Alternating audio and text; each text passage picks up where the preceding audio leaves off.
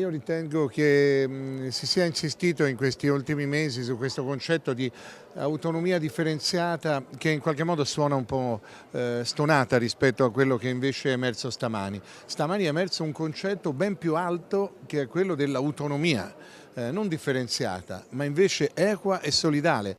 Si fa presto a dire autonomia, ma è chiaro che a Palazzo Ducale ognuno abbia la propria idea e se la tenga pure stretta. L'autonomia differenziata di cui parlano Luca Zai e Massimiliano Fedriga non è quella dei colleghi Dem, Gianni per la Toscana o il pugliese Emiliano che davanti al capo dello Stato lancia lo stesso Zaia una stoccata e marca la differenza di vedute. Ringrazio Luca Zaia che ha un po' approfittato oggi,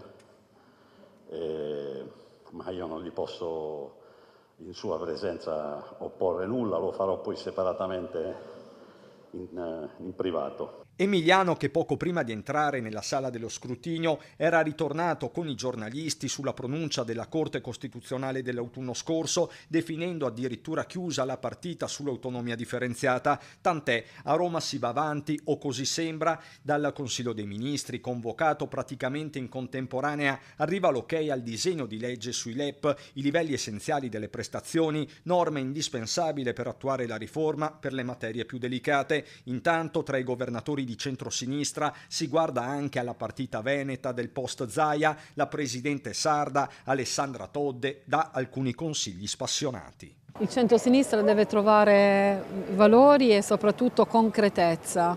Il popolo veneto è un popolo concreto. Lei vede un'Alessandra Todde veneta?